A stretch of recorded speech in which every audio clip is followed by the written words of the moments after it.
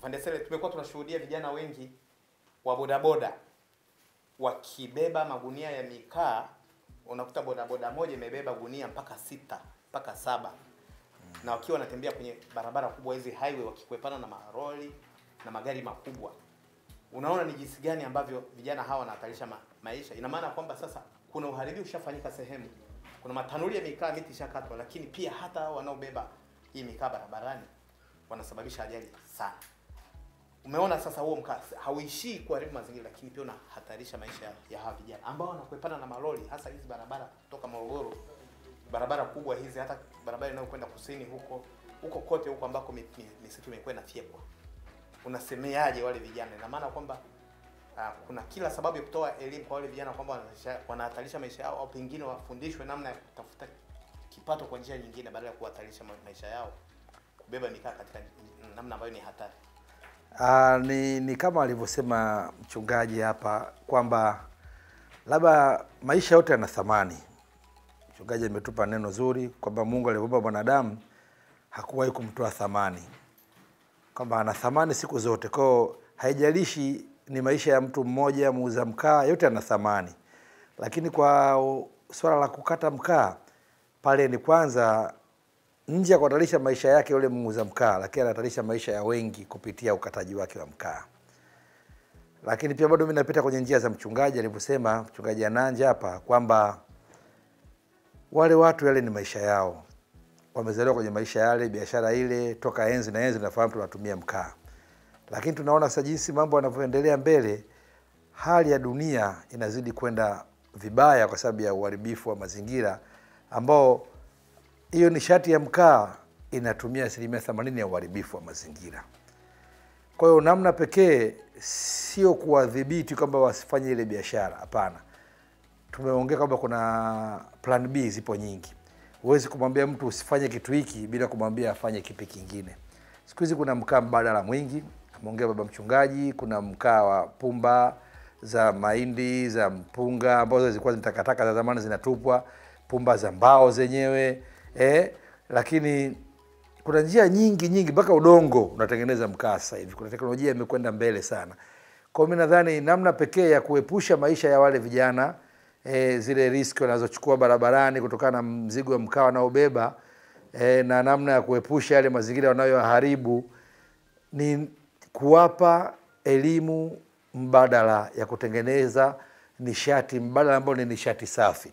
Sio tu kwa mazingira, lakini hata kwa afya zao ni nishati safi. Kwa Mheshimiwa Mbero hapo, mimi na kuunga mkono, nafahamu hatari ambayo iliyopo kwa wale vijana wanabeba magunia mkaa, lakini natazama zaidi ya hatari kile ambacho wanakisababisha kupitia ule mkaa wanapoutoa. Kwa sababu hiyo ninachokisema sio kitu cha siku moja. Hata tukiondoka mimi na wewe saa hizi hapa, tutakutana nao njiani.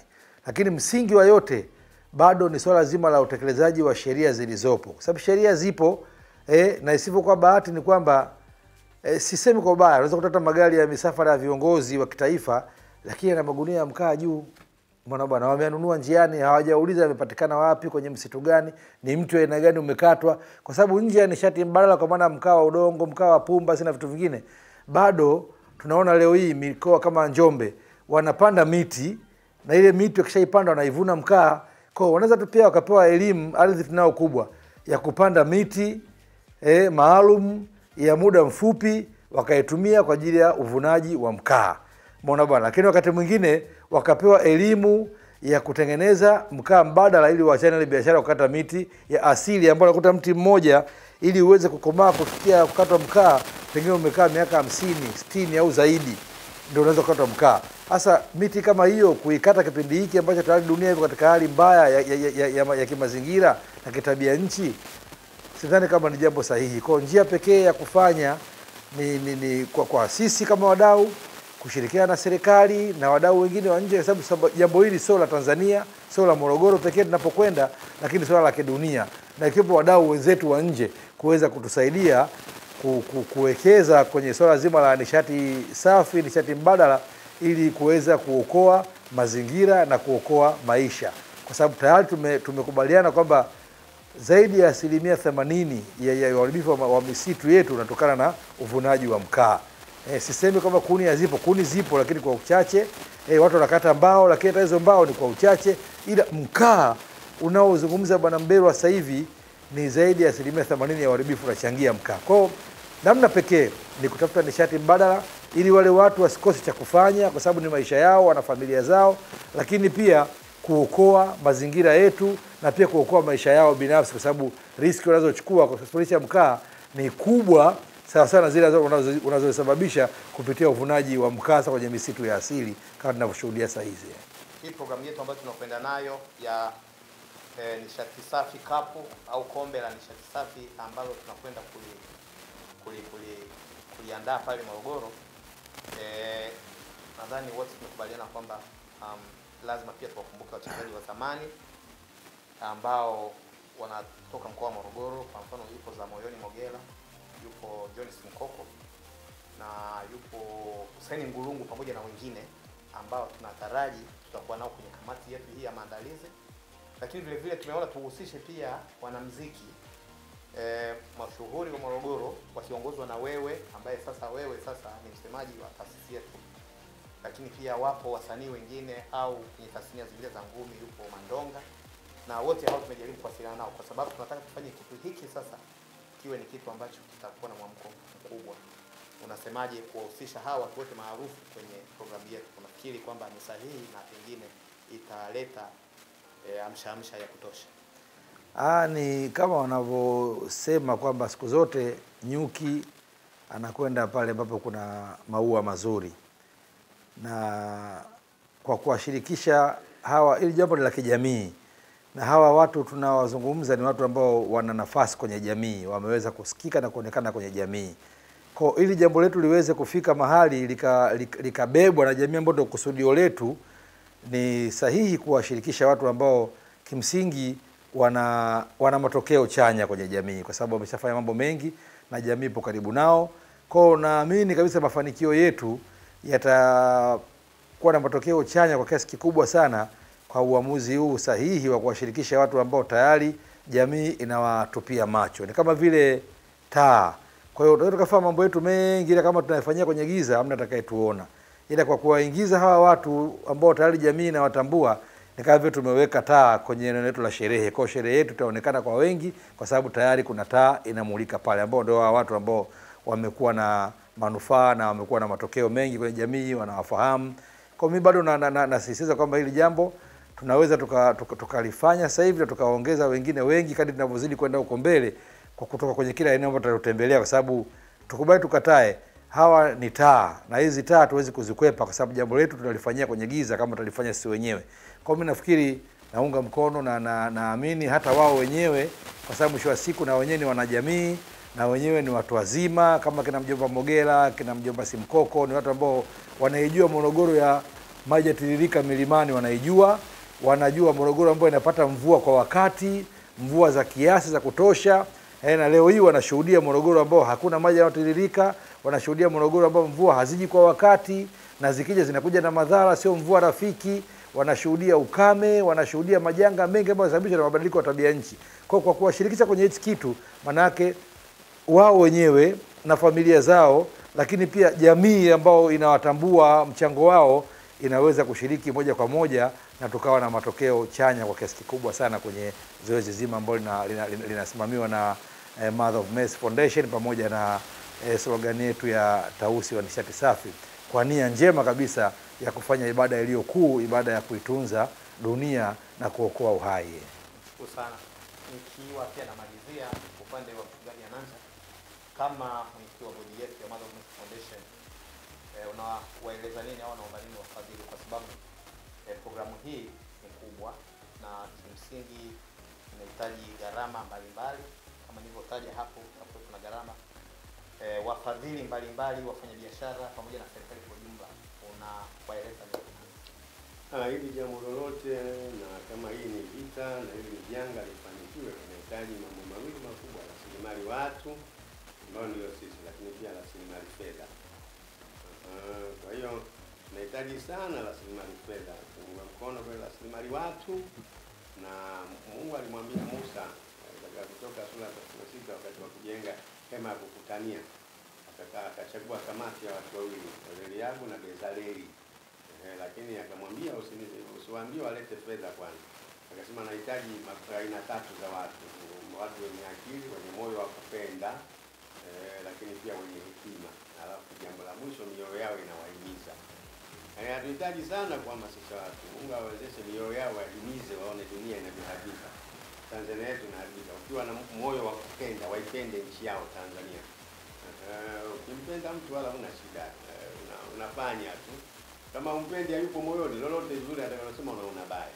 Kwa hiyo tunahitaji rasilimali fedha, rasilimali watu kwa pamoja. Suleiman anasema fedha ni jawabu ya mambo yote. Naweza kupiga kelele hapa, lakini kama hakuna rasilimali fedha, tusaidie katika maeneo mbalimbali pale ambapo tutakuja kwenu, tuunge mkono. Kwa sababu ni jambo la taifa, jambo la jamii, jambo la pamoja. Tuungeni mkono wapendwa. Sisi tunaweza kusema kama rasilimali watu, dunia ina mambo mawili. Kuna mratibu na mtu ambaye anaratibu mambo yako. Wewe unaweza kuwa na akili tu, unaishia hapo, ni jambo. Lakini kuna mratibu. Hata ukiwa mke mratibu ataendesha, mume mratibu, dunia ina vitu hivyo. Wengine kazi yao ni kubuni. Mbebo hapa anabuni jambo hili. Anakuwa na akili thinker, lakini kuna mratibu wa safari yako ya maisha. Ukipoteza mratibu wa safari yako ya maisha umepisha. Sasa hivi tunahitaji tusaidie kuratibu hili jambo liweje. Sisi tumeleta wazo, nini tusaidie. Nimshukuru tu hata ulipouliza juu ya mambo ya mikaa, ni hatari kubwa. Lakini namshukuru mkuu wa mkoa wa Pwani, Haji Kunenge. Leo hamna hiyo. Lazima hawa wadau tuwataje hao. Kwa nini tunawataja hao? Wanamwakilisha mama rais wa nchi. Wapo walio wazuru hapa ambao baadhi yao wanasimamia. Abubakar Kunenge Pwani. Ilikuwa hatari sana, mimi naenda huko kwenda kujenga soba yangu barabarani, unaona hatari. Mtu amekaa kwenye bodaboda, amekaa kwenye tenki pale nyuma, haoni wala haoni nini, lakini leo hiyo hamna. Kwa hiyo kama anasikia tunampa maua yake. Sahihi sana. Mama ameteua mtu sahihi katika mkoa wa Pwani, na yeye Haji Sheikh Abubakar Kunenge. Kwa hiyo hii sisi, mtu anayefanya vizuri hatusemi wa dini gani. Yoyote anayefanya vizuri tunamtukuza Mungu kwa ajili yake. Pale tunamuona rais kwa Abubakar Kunenge, tunamuona Mungu aliyeleta watu ambao sahihi kwa ajili ya nchi yetu. Ni vizuri tuungane mkono katika maeneo mbalimbali. Tukija kwa wafadhili ninyi huko, mtuunge mkono. Tushiriki pamoja ajenda hii ambayo amebeba ajenda hii ya kutunza mazingira, ni mama yetu Dr. Samia Suluhu Hassan.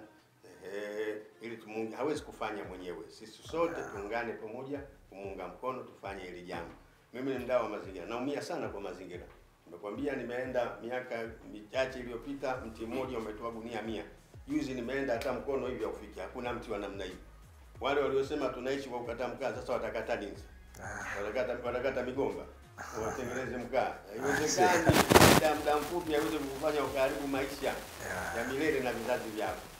Kwa hiyo wapendwa, mtuunge mkono. Sisi tunatoa wazo, wengine mlibebe wazo, tufike pamoja. Peke yetu hatuwezi.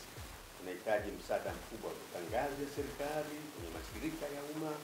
Hawa wanauza maji, wakati mwingine huwezi kupata maji kama hakuna mazingira ya chimba watu. Maji yanapatikana kama mazingira mazuri. Na maji ndio kila kitu, maji. Kwa hiyo ni vizuri tukaungana mkono.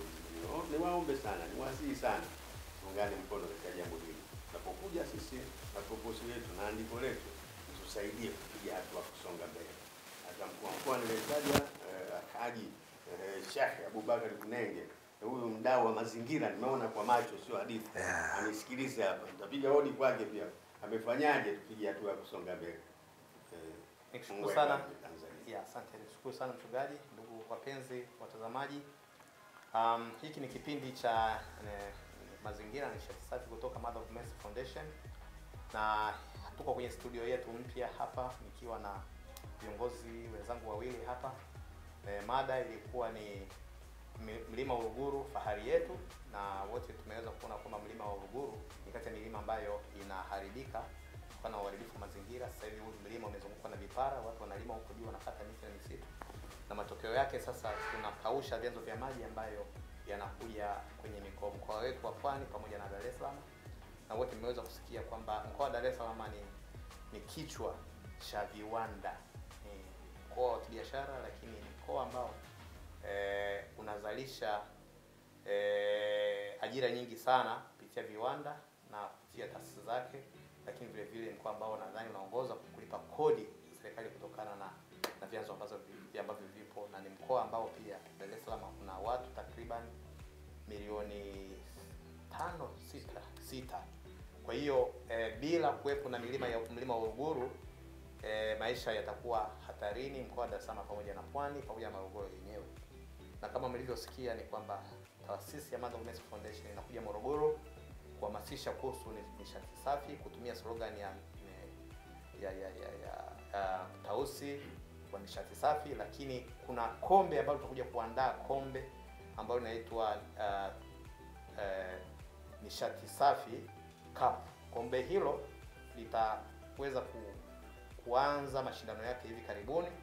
Tutakuja Morogoro kupiga hodi, na ni mashindano ambayo hajawahi kutokea huko nyuma. Morogoro tukumbuke kwamba ni mkoa ambao umekuwa unazalisha wachezaji wengi kwa historia yake. Tunawataja wachache hapa, kina Samuel Mogera, kina Jones Mkoko, kina Hussein Ngurungu. Wapo wachezaji wengi ambao wametoka mkoa wa Morogoro na umekuwa ukizalisha wachezaji wengi zaidi, lakini pia ni mkoa ambao unatoa wasanii wengi.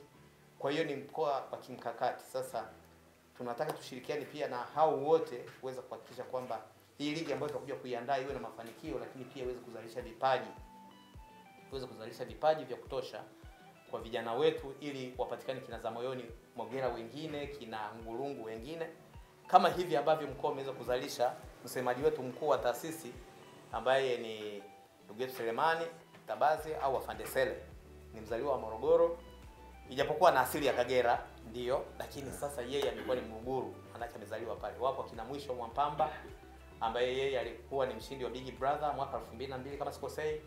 Kwa hiyo mkoa wa Morogoro umesheheni vipaji vya kutosha. Kwa hiyo wadau wote hao, kuanzia wasanii, wachezaji wa mpira wa zamani, watu maarufu kama Chifu Kingalu tumeweza kumtembelea, tutakuwa naye kwenye kampeni hii, pamoja na watu maarufu wote tutakuwa nao. Tunataka tuhakikishe kwamba hii ligi inapata mafanikio, lakini hasa kubwa zaidi ni kupeleka message na hamasa kubwa ya nishati safi. Tuone mpaka tutakuwepo hapo Morogoro, kwa tutafanya kazi kwa muda wa miaka 2, lakini ligi yetu itachukua miezi 2, lakini tutakuwa tunafanya kazi kwenye wilaya zingine. Tunaamini kabisa haya mafanikio yatakayotokea kwenye wilaya yetu ya Morogoro, ambayo ni hususan swala la nishati safi cup, tutaweza kuyahamishia kwenye wilaya zingine. Kwa hiyo hata wilaya zingine kwenye nchi hii, kwenye mikoa mingine, wakae mkao wa kula. Hii ligi ni ya kuzalisha vipaji, lakini ni ya kutoa hamasa kwenye swala la nishati safi, na kupitia kwenye michezo pia tunakuja kupata faida nyingine ya kuzalisha vipaji na zawadi kemkem. Ni ligi ambayo nadhani tunaamini kabisa, pamoja na ligi zingine ambazo tumeshuhudia, tuna ligi kuu, kuna ligi za wilaya hizi zinaendelea, lakini hii itakuwa ni mahususi kwa sababu itakuwa inaendana na kuwavutia vijana zaidi kwa sababu ya zawadi ambazo zitakuwa zinaandaliwa. Na mwisho wa siku tunaamini kabisa tutakuwa na uwezo wa kubadilisha mazingira yetu ya hapa Tanzania. Tunawashukuru sana kwa kipindi hiki, na kwa kuwa tayari Mungu ametubariki tuweze kuwa na studio yetu, niweze kutoa nafasi kwa neno moja kiasi ya mawili kwa wenzangu hapa, viongozi wenzangu hao niliokuwa nao. Karibu sana mchungaji. Asante sana kwa ajili ya kipindi hiki, ndugu yangu Afande Sele, ndugu yangu Mberwa, na wote wadau wa nishati safi. Na ninyi ambao mmetusikiliza, mmetenga muda wenu pia mtatuangalia. Mimi ni mdau wa mazingira. Miaka ya nyuma 1992 niliteremka pale Magubike, nikatembea kwa miguu kwenda Njungwa, Uponela, Mandege. Nikakuta kule wanalima mara 2. Sio kama leo kunawezekana. Hapana. Mara 2 kwa mwaka maji yanatoka kwenye milima. Tulitembea masaa 8 kwenda kuangalia mazingira, kuangalia dhahabu. Nimetembea Magubike kwa mguu, Mandege, Njungwa, Uponela kwa mguu, na maji yalikuwa yanatiririka. Una haja ya kwenda, unayavuta nyumbani. Watu wanaojua Mandege na Magubike nini, Njungwa na Uponela watafahamu hiyo. Mimi nilifika huko milimani. Kwa hiyo ndugu zangu wa Uponela, turudishe ule uoto. Ndugu zangu wa Njungwa, ndugu zangu wa Mandege, turudishe ule uoto wa zamani. Na ikumbuka hiyo Morogoro hiyo.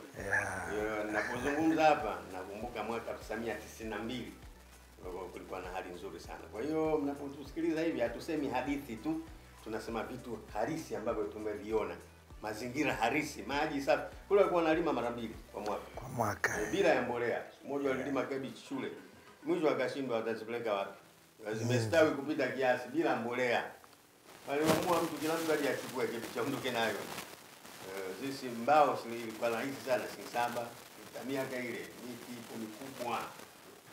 Maharage debe rahisi. Tunataka kurudisha hiyo hali hiyo ya Morogoro ya namna ya Njungwa, Magubike, Uponela, Matege hiyo, na Mungu aibariki Morogoro yetu. Amen, amen. Bariki rais. Dada mama yetu. Karibu kwa neno la mwisho. Mimi bado narudi kwenye Morogoro yetu. Mchungaji amezungumzia Morogoro ya upande wa Magubike, ni njia Dodoma, na mimi narejea Morogoro ya ile ya milima ya kwetu. Labda mimi naweza nikasema miaka ambayo kaiongea mchungaji ni miaka ya nyuma sana, lakini mimi pia naweza nikazungumza pale ambapo nilikuwa na akili zangu timamu, kwenye miaka ya 90 wakati niko shule niko darasa la 7 la ngapi, 91 92 hapo, mpaka namaliza kidato cha 4 95. Hali ilikuwa ni tofauti sana na kipindi ambacho tukiwa wadogo. Tunaamshwa asubuhi tuangalie mifereji inavyotiririka maji kule juu. Na hata wale wakazi wa milima ya Uluguru, nadhani mpaka wengine leo mpaka leo Choma huko na maeneo kama Kileka wanaweza kunisikia kwamba bado wananufaika na maji ya maji safi ya bomba ambayo yanakuwa yametegeshwa moja kwa moja kutoka kwenye mito na hawalipi bili. Hicho kitu nadhani wengi wakifahamu kwamba kuanzia ile milima kuanzia pale Kileka kwenda juu wanatumia maji safi kutoka mtoni. Moja kwa moja wanakunywa, wanaishi safi, afya safi, lakini wameyatega wenyewe na kule hamna utaratibu wa kulipa bili. Labda kama utapelekwa kipindi hiki na utapelekwa kwa sababu ya uharibifu wa mazingira ambao wao wanaweza kuwa wanaufanya wenyewe, ile hali ya kuharibu mazingira inasababisha sasa mito kukauka. Baadhi ya mito kama mito Dutumi ambao zamani ukipita Dutumi unakuta wanauzwa kambale mkubwa kama mimi, lakini leo hii mto wa Dutumi nimekuwa kama ni mto wa msimu. Mto Kisaki imekuwa mito wa msimu, kuna muda unafikia maji hakuna kabisa. Ile hali ya uharibifu wa mazingira imepelekea kwamba hata zile huduma za bure ambazo wananchi kwa wananufaika nazo kupitia mandhari ya ile milima leo hii zinadhibitiwa na serikali, kwa sababu inaonekana kwamba wameshindwa kujiendesha wenyewe. Kwa matokeo yake leo hii wananchi mara nyingine wanalalamika hawaruhusiwi kuingia mtoni kuvua samaki kwenye ile mito, sababu samaki wenyewe pia hakuna, maji yamekuwa machache sana.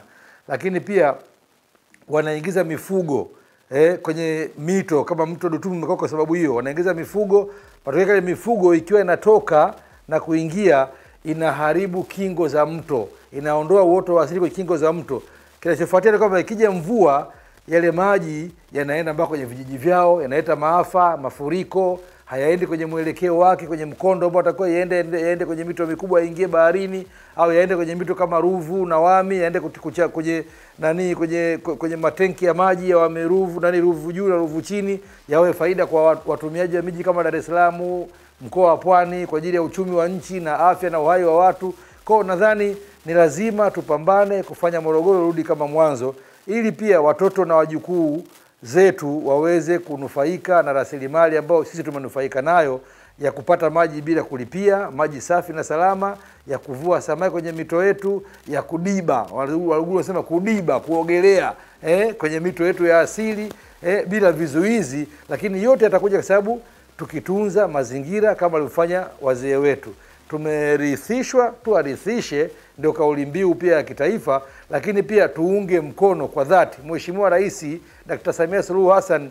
Kwa masikio yangu na macho yangu tukiwa Kigamboni wakati wa ukame mkubwa kabisa uliotokea kwenye milima ya Uluguru mpaka mto Ruvu ukakauka, Dar es Salaam kwenye mgao mkubwa wa maji, Mheshimiwa Rais kwa upendo kupitia Wizara ya Maji chini ya waziri mdogo wangu Jumaa Aweso waliamua kuchimba visima vya dharura kwa maeneo mengi ya jiji Dar es Salaam na kugawa magari ya kuchimba visima karibu nchi nzima. Dr. Samia Suluhu Hassan alitoa hivyo vitu kwa upendo wake na huruma yake, kwa sababu alishuhudia athari kubwa kabisa za ukame za mji wa Dar es Salaam na Morogoro kwa sababu ya kuharibu vyanzo vya milima ya Uluguru. Mheshimiwa Rais aliongea kwa uchungu akisema kwamba anafahamu wanaofanya vile ni kina nani.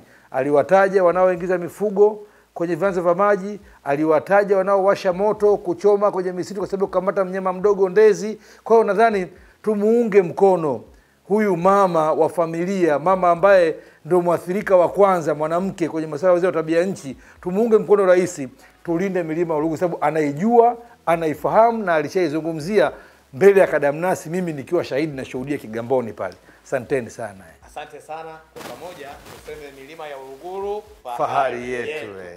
Asante sana.